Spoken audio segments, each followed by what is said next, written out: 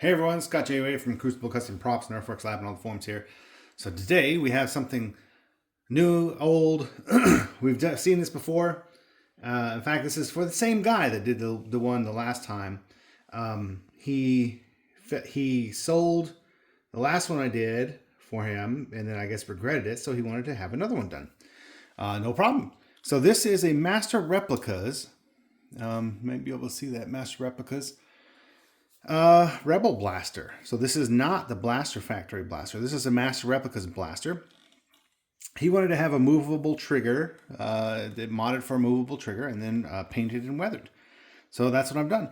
And he was complaining about the scope being loose. Now, the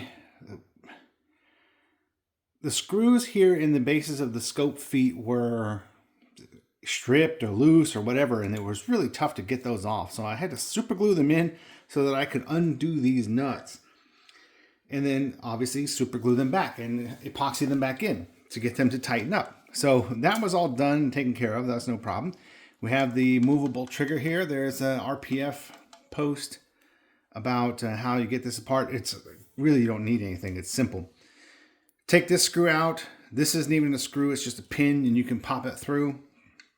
And the trigger group comes right out. There's two pins holding the trigger, one as a pivot and one kind of keeping it still. You just punch the one out, and then you got a movable trigger, but you need to fit a spring between the trigger and the front of the guard, and voila.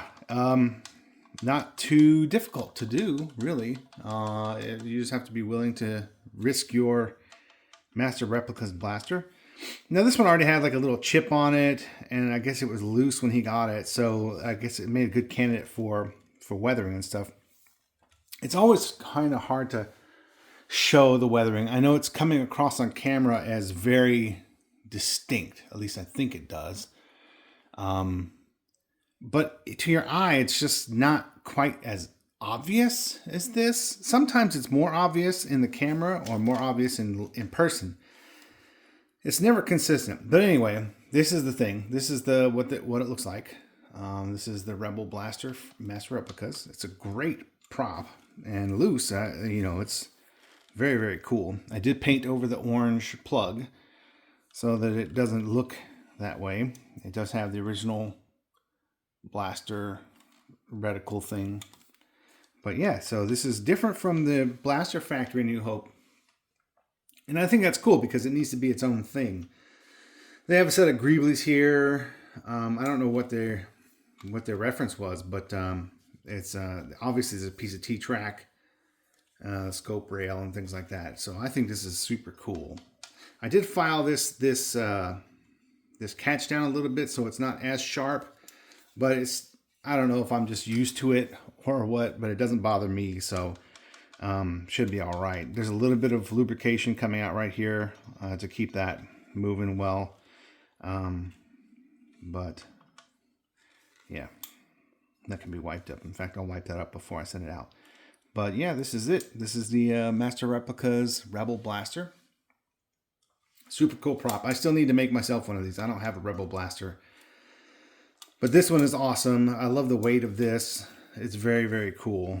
The Blaster Factory one is also fantastic, but if you can get one of these, it can be made to have a movable trigger as well, so that's pretty awesome. Yep. All right. Very, very cool.